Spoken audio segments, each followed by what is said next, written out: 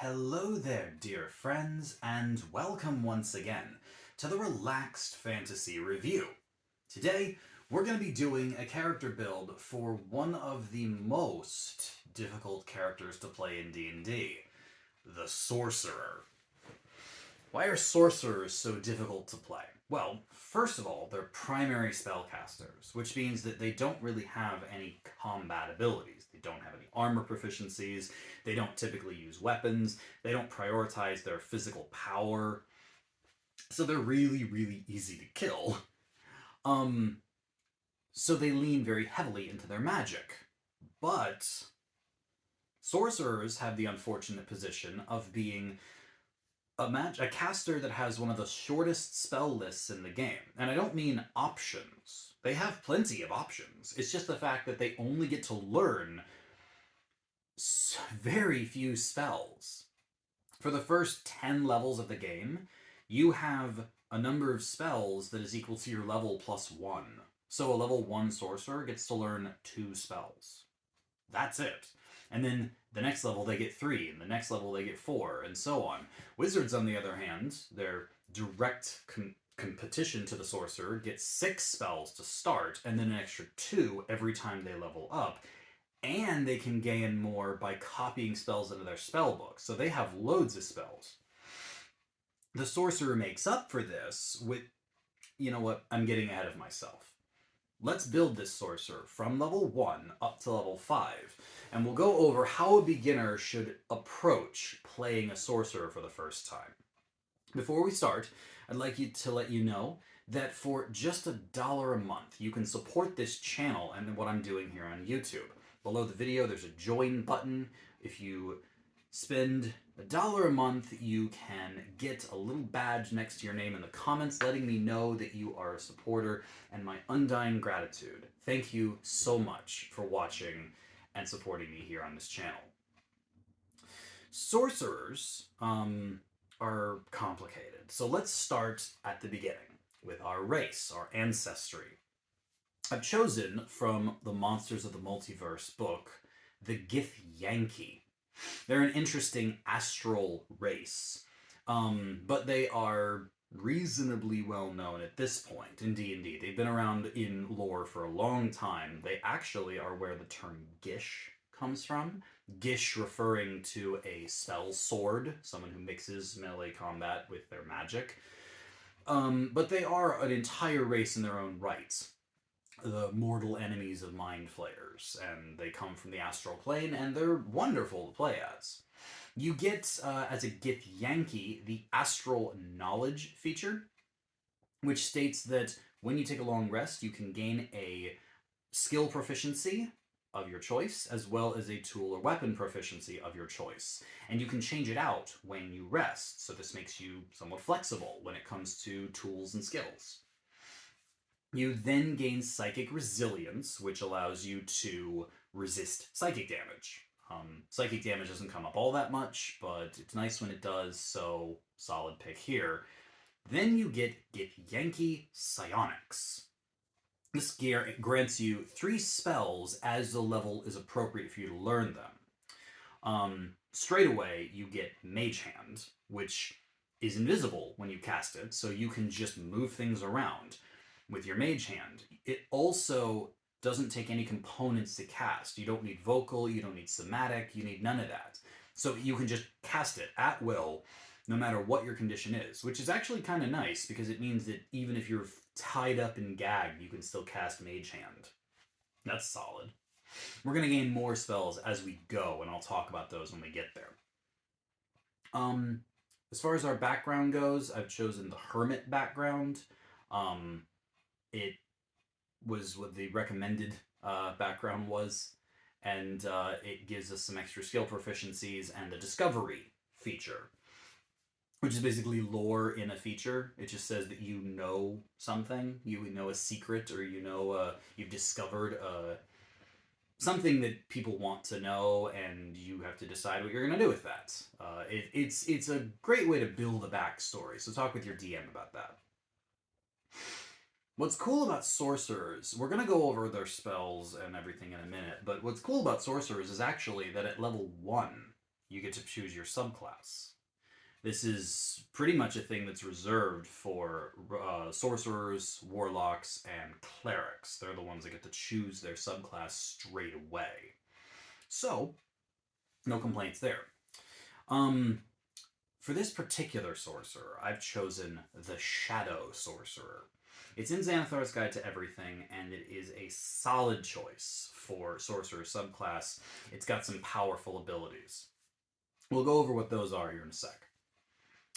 Sorcerers get proficiency in Constitution saving throws as well as Charisma saving throws, and those are the two best ones you could want because sorcerers are Charisma casters. Their magic comes from their Charisma stat. And Constitution is the best saving throw because it helps you keep your concentration on your spells. As far as stats go, I've taken a 15 in Charisma with the point buy system, giving myself a +2 there from my race, and then a 15 in Constitution and a +1 there. That leaves me with enough for 12 in Dexterity, a 10 in Intelligence and Wisdom, and only a 9 in Strength. So we do have a minus modifier in our Strength. We are not proficient in armor, and we only have a few weapons. We're proficient in daggers, darts, slings, quarterstaffs, and light crossbows. Basically, sorcerers get to have a little sidearm. Mine has some daggers and a staff, which they're not going to use. Like, that's just not what a sorcerer is interested in. But they do get an arcane focus, which in this case I visualize as being a wand, but you could also use a staff or an orb or some other spell casting focus. And they get an explorer's pack, so they have your basic survival gear. Skill proficiencies, I've got Arcana, Medicine, Persuasion, and Religion. And with my Astral Knowledge, I picked up Perception. So I've always got that one prepared. If you wanted to swap that out for something else, you could. Obviously, the whole gamut of skills is open to you to grab proficiency in. Because we can't wear armor and our dexterity is 12, we have an armor class of 11. This means it's going to be very easy for creatures to hit us if they actually manage to get up to us. So watch out. Our speed is a standard 30 feet, and our hit die is a d6, which means even with a constitution of 16, our sorcerer has 9 hit points at level 1. I meant what I said when I said they were squishy. But let's get into their spells. Sorcerers get to choose 4 cantrips at level 1. So at least we get a lot of cantrips. I've chosen several here. I've chosen 2 attacks and 2 utility cantrips. The Firebolt cantrip does 1d10 fire damage, and the Mind Sliver cantrip does 1d6 psychic damage, as well as give the creature a penalty on their next saving throw, which is going to be handy later. Then I grab the Minor Illusion cantrip, allowing us to create static images of objects that we can use to make illusions or smells. And the Prestidigitation cantrip, allowing us to do effectively magic tricks. Warming and heating things, flavoring things, cleaning things, dirtying things. There's 1,000 uses for Prestidigitation. Maybe one day I'll make a list of those. But as it stands, we've got plenty of cantrips. Then, from our race, the Gith Yankee, we can use the Jump spell once per day for free. The Jump spell, which lets us jump higher, if that's ever applicable. And then we get to choose 2 spells. I'm choosing Shield for defense. As a reaction, when you take damage, you can cast Shield, and you gain a +5 to your armor class, taking our meager 11 up to 16. If that causes the enemy to miss, then they miss, and you take no damage. And this spell lasts until the start of your next turn, which means that if you cast it the first time someone tries to hit you, it stays up until it's your turn again. The other spell I've got is Magic Missile. It shoots 3 darts of force energy with no attack roll. They are automatically hitting attacks. If ever you need to do damage and you do not want to miss, you can fire off Magic Missile. Each dart does 1d4 plus 1 damage, which is an average of 12 if you do it mathematically, or I think it's 11. It's not a whole lot of damage, but it's guaranteed damage. The trick with the Sorcerer is you only have 2 spell slots, and they recharge on a long rest. So basically, you can use Shield twice per day, Magic Missile twice per day, or I guess once each. Really, you want to stay out of combat. You don't want to get mixed in with things. You want to stay at distance, shooting your fire bolts, which is your strongest attack spell right now, and just try to survive. But what's going to help you with that is your Shadow Sorcerer abilities. Like I said, we get our subclass straight away. First, we get Eyes of the Dark. This gives us Dark Vision if we don't already have it, and that's awesome. It expands our Dark Vision as well if we already have it. But we didn't, so it's good. Now we have Dark Vision. The other thing we get is Strength of the Grave, and this is a once per long rest ability where if we would drop to 0 hit points, we have to make a saving throw, the DC of which is 5 plus the damage we took. So if we took 5 damage to kill us, that's a DC 10. If we took 10 damage, that's a DC 15. We make the saving throw, and if we succeed, we drop to 1 hit point instead of 0. So this means that once per day, we get a free get out of jail free card and manage to stay at a single hit point. If that happens, that would be when I'd probably fire Magic Missile to make sure that whoever was trying to kill me doesn't succeed. But other than that, Strength of the Grave is just a handy feature when it comes to the math I'm working out. Basically, it just means I'm adding an extra round to however long it would take an enemy to kill you. So no one can one-shot you, even though in theory they could if you fail your save, but for math purposes, I'm assuming that you've got an extra round after you would die.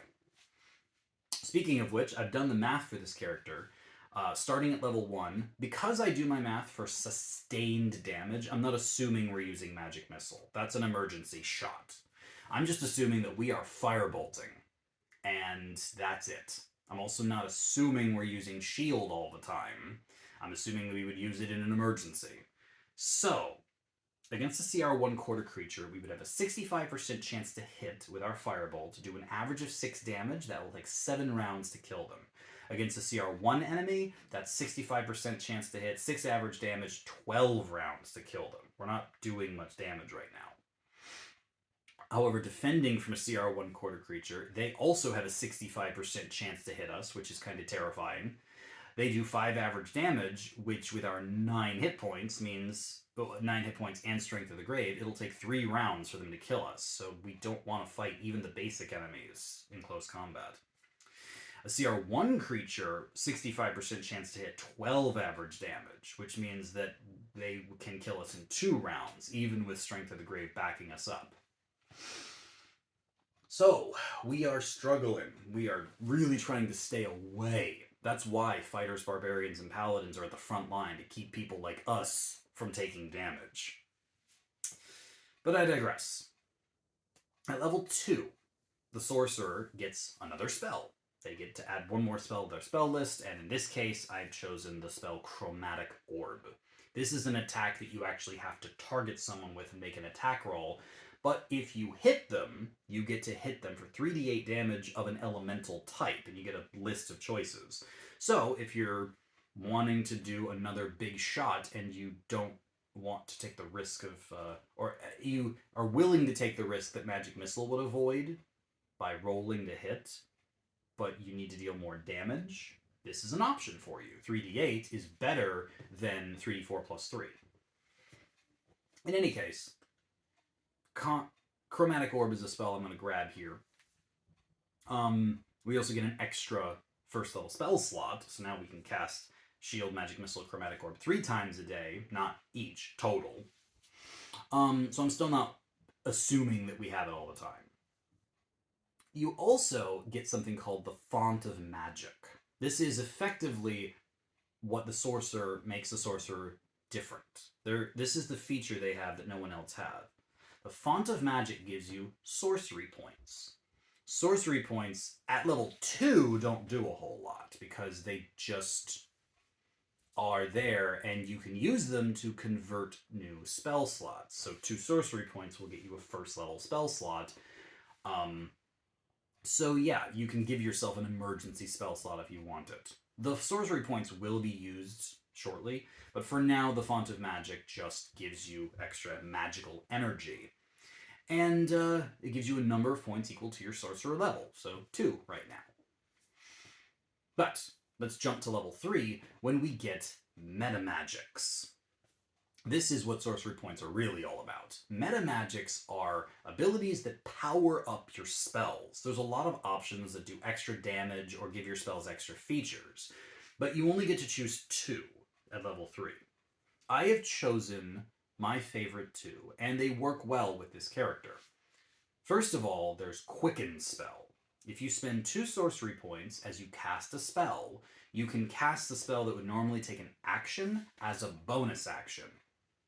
So it lets you fire off a spell and then still have your action. This is tricky because, according to the official rules, if you cast a spell as a bonus action, the only other spell you can cast on your turn is a cantrip. So, even though you might think, oh, I can fire off 2 magic missiles with this, action, bonus action. No. You could bonus action magic missile or chromatic orb, and then you'd have to fire off a firebolt or a mind sliver or something like that. So it still comes in handy to get a spell effect on the field while then firing off a cantrip for damage, which we'll go over in a sec. The other thing you get is Subtle Spell. If you cast a spell, normally it takes vocal, somatic components where you're moving your hands and speaking arcane words, and people know you're casting a spell. Subtle Spell, when you use a sorcery point, 1, you can cast a spell without verbal and somatic components. This feels on brand for the Githyanki. It just feels like you're channeling more psionic powers. And it just means you can cast a spell without people knowing you're doing it. What's cool now is that we're going to get 2nd level spells, because we're level 3. As a Githyanki, we're going to get the Misty Step spell, which is an absolutely phenomenal spell. It's a short-range teleport that lets you pop 30 feet as a bonus action, so you don't even need to use Quicken Spell to do this. And then, as a Shadow Sorcerer, we're going to get the Darkness spell. The Darkness spell creates a blob of inky black darkness that even creatures with dark vision cannot see within. Creatures within it are heavily obscured, and yeah, you can't see anything while you're inside it. Sorcerers also get a special power where they can use 2 sorcery points to cast darkness instead of a spell slot. And when they do so, they can see through their own darkness. This is handy because it means enemies in the darkness can't see you, but you can see them. So you're always hitting them with advantage, but they will always shoot at you with disadvantage. Now, this is an interesting idea because it means that you can lay down darkness and it's a battlefield control thing. The problem is that your allies can't see through it either. Even if you use the sorcery points, only you can. So there are other ways to see in magical darkness, but they're rare. Warlocks get an option for it, and other classes can take a feat for it. But all in all, it's not the spell I'm most excited about. Here at level 3, you can get the spell Hold Person. The Hold Person spell forces a creature to make a saving throw when you cast the spell, and if they fail it, they're paralyzed. They can then make additional saves every turn to break out of it, but as long as they're paralyzed, attacks against them have advantage. So I see 2 paths here. One is that you don't care about your party, or they all have ways to see in magical darkness, which would be awesome, and you're casting darkness on the field every turn, or every fight, rather. This gives you advantage and your enemies disadvantage. The alternative is that you're using Hold Monster, or Hold Person, to paralyze your enemy, and then you're firing off your cantrips at them at advantage anyway. While they're paralyzed, they can't attack you. Now, for the purposes of my math, I am now assuming that we are going to use our spell slots for shield. We have 4 first level spell slots and 2 second level spell slots. If we use our one effect, that is Hold Person or Darkness, we will have 5 or 6 total spell slots, which means that on those turns that we're going to get shot at, I'm going to assume we have an AC of 16 because we would use shield to block the hit. We still might get hit, but we're going to block way more hits. And that's how my math's going to assume going forward. That turn 1, you are either casting darkness or hold person, and then turn 2, you're just firing off fire bolts at those creatures that are paralyzed or in darkness, and you're using shield for defense. Against a CR1 creature, we have a 90% chance to hit with our firebolt since we're shooting with advantage. We're still doing 6 damage because firebolt hasn't scaled yet. So it's taking 12 rounds to kill a CR1 creature still. And a CR3 creature, 90% chance to hit 6 average damage. That is 18 rounds it's going to take to kill them. If you were to use your other spells, like Magic Missile or Chromatic Orb, that would be fine. You could start firing off, more damage. And with advantage, you're going to hit more often. But I'm not going to assume that. I'm going to assume you're saving your spell slots for defense. And that you're only pulling that out against a creature that you need to kill quickly. And there's a reason I'm assuming this. Against a CR1 enemy, it would have a 40% chance to hit us, even with shield in play. Doing 12 average damage, that's still 3 rounds it's going to take to kill us. Against a CR3 creature, 45% chance to hit us, even if we use shield. 24 average damage, that's 2 rounds to die, even with Strength of the Grave. So, yeah, we're still squishy, and we're still not hitting very hard. Now, level 4. Level 4, we get an ability score increase or feat. Our charisma is 17, has been the whole time, so I want a feat that gives me a +1 to my charisma. In this case, I'm taking Shadow Touched. Perfect spell for a Shadow Sorcerer. It grants you the invisibility spell, which you can cast once per day for free, and another spell, first level spell, of the Illusion or Necromancy schools, and I'm choosing Disguise Self, a really, really good spell for infiltration.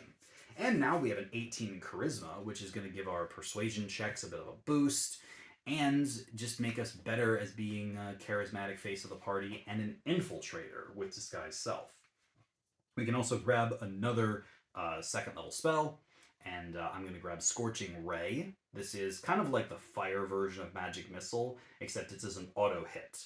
And it does more damage, 2d6 per ray shot, and you shoot 3. So that's 66 if all 3 hit. But you only have 3 spell slots to fire, so I'm not going to assume that you can do this all the time. Level 5. Level 5 is when you get 3rd level spells. And the 3rd level spells are powerful. In D&D, 3rd level spells is a turning point for most casters for 2 reasons, actually. When you're level 5, your cantrip scales. So now Firebolt does 2d10 fire damage. Mind Sliver does 2d6 fire damage, or psychic damage. You also get another cantrip at this level. I'm choosing Shocking Grasp. It's a melee spell attack. You have to touch someone to do it. But when you do, you deal 2d8 lightning damage to them, and they can't take reactions, which lets you shock someone and run so that they can't opportunity attack you, which is nice. But as far as your 3rd level spells go, I'm actually going to drop one of my older spells, Chromatic Orb. I'm just going to let that go so that I can get 2 3rd level spells, and I have 2 spell slots to cast them with. Counterspell, which allows you to stop a spell that someone else is casting as a reaction. Be careful, if you use Counterspell, you can't also use Shield, because both of them take a reaction to cast, and you only have one of those. The other spell I'm grabbing is Fireball, a classic damage dealing effect with a 40-foot diameter on the battlefield, and all creatures in it makes a dex save, and if they fail it, they take so much fire damage. But you can only do this twice per long rest, assuming you want to do it at all. So for me, this is like an opener move. If you have a room full of minions, you can drop a fireball and just kill them all. But I'm not going to assume that we're doing this round after round. This is a I need to clear the room immediately move. And I'd be saving one of my 3rd level slots for Counterspell anyway. So, for my level 5 tactics, my math, I'm still assuming that we're using Hold Person or Darkness as our main combat trick, and using Firebolt, which now has scaled, so it's doubled in damage. Assuming that we have the advantage from Hold Person or Darkness that we've cast with our sorcery points. And for the record, we have 5 sorcery points now, so we can use Subtle Spell, Quicken Spell, etc. It's all good stuff. Against a CR2 creature, we have a 95% chance to hit them, 12 average damage. We would take 8 rounds to kill them with firebolts. CR5, you have a 90% chance to hit, do 12 average damage, it to take 12 rounds to kill them. So when we're not assuming we're using Scorching Ray, Magic Missile, Fireball, it still takes a while to kill creatures, but it's getting better. Then your defenses, a CR2 enemy would have a 40% chance to hit you while you're using shield, do 18 average damage, and take 3 rounds to kill you. CR5 creature would have a 55% chance to hit you with shield up, 36 average damage. You only have 33 hit points at this level. They would still take only 2 rounds to kill you. So you are still squishy throughout the game. But the versatility of your magic is increased. Disguise Self, Misty Step, Invisibility, Darkness, Hold Person, Counterspell, Fireball.